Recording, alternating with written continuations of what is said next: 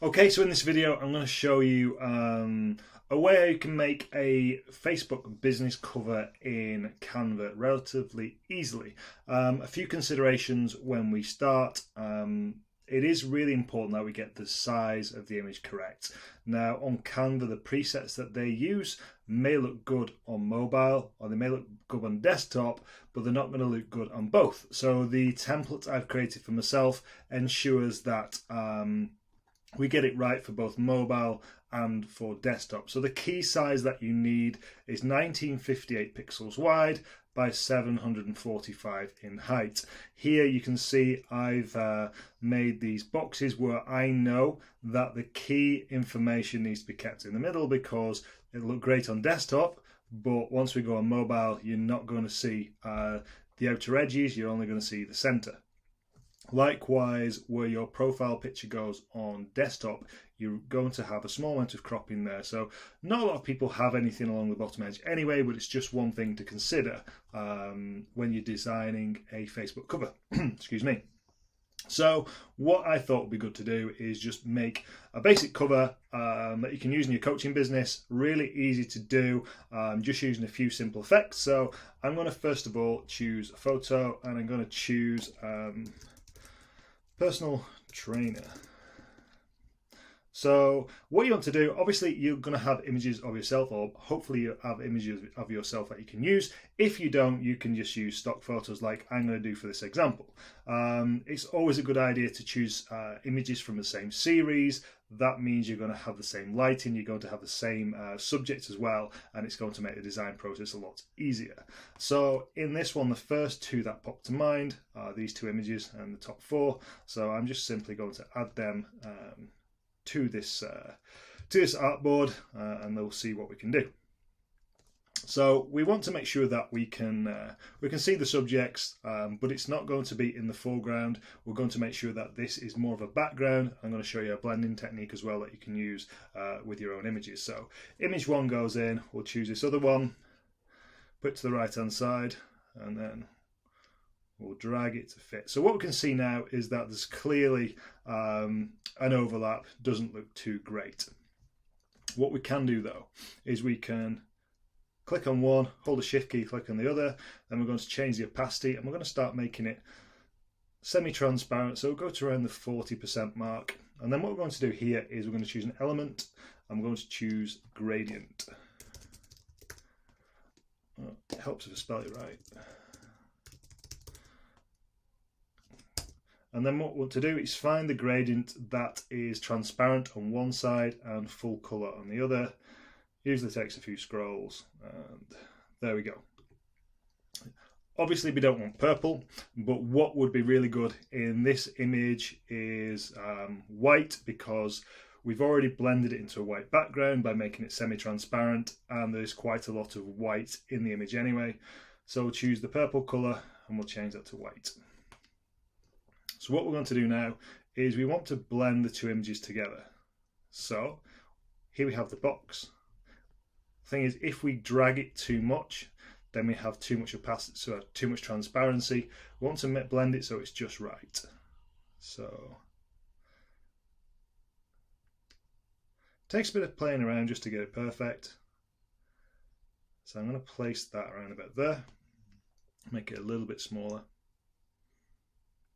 And then what I'm going to do now is duplicate that. And again, takes a little bit of playing around, as I've just said, trying to nudge it so there's no gaps in between, making sure it's all lined up properly. And there we go. So that's the first one done.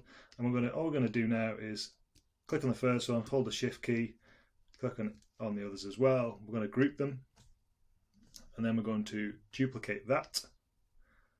And then we are going to flip that horizontally. Flip each one horizontally. And then now we have a better blend between the two images.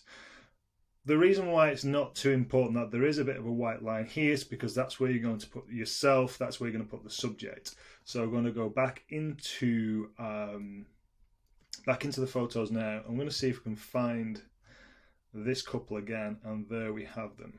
So click on them there.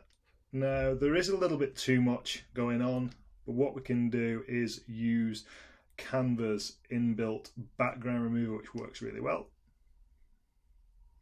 So hopefully give it 10-20 seconds or so. That's going to remove the background and give us something really good to work on for the center.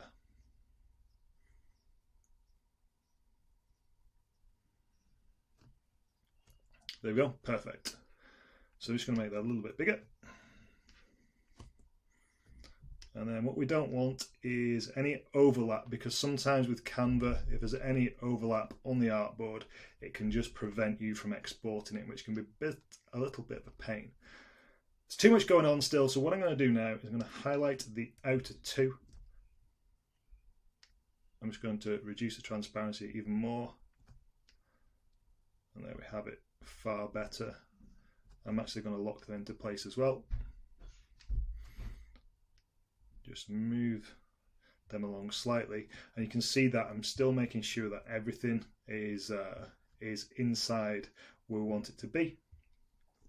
And now here comes the point where we need to get our call to action, or a little bit about us and our business. So the way I do that is we get an element, and we just want the simple square. So we'll get rid of the gradient, shape.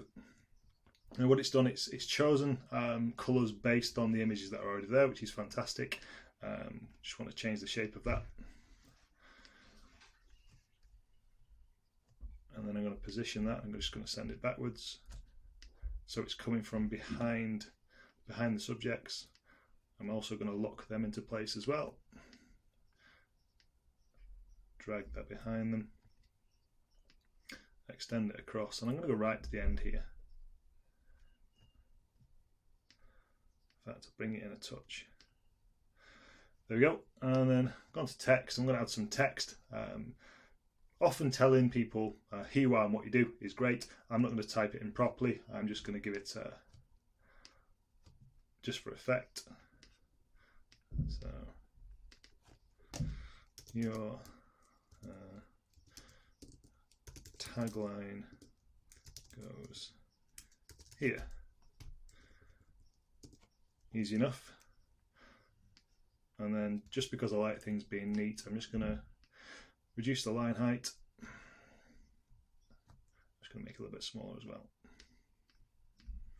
In fact, it's going to bug me if I don't do it properly, so I'm going to actually play around with it a touch. Tagline goes here.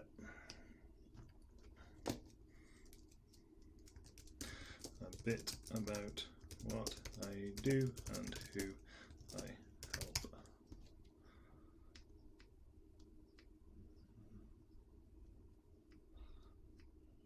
There we go. And then I'm not completely happy. Obviously it takes a little bit of playing around. I'm going to actually add a border to this as well. So I'll go back into the elements and we will choose a shape, and I'll choose the hollow rectangle. There we go. Now, a really good tip with this is you'll find no matter what size you make the box, the border always stays quite thick. Unless you drag it diagonally, it reduces the size of the border. Now when you expand it, it keeps the right size. I'm going to change that border to white. And then all I need to do now is position, send it backwards. And there we go. So what I think would be really good now is just put some social media handles in. So let's find Facebook. And let's choose this one. There we go. What I'm actually going to do as well, I'm just going to make it matching the colour of this image as well. Now bearing in mind that if I place it here, it's going to be outside of where we want it to be, so I'm just going to put it on to the left hand side of the column. Then I will go back to my text, add a little bit of body text, this name here, and then just reduce the size of that. drag that across, and there we have it. So really easy Facebook cover. One of the most common requests I get from coaches, can I design my Facebook cover? So here is a way you can do it yourself, relatively easy. It's taken me 10 minutes to do it. I imagine it's going to take you a little bit longer to do that, longer than 10 minutes to do that. But if you've got any questions into how I've done this, if you'd like a little bit more information, or if you want me to go over any more points, just leave me a comment below and I'll see what I can do.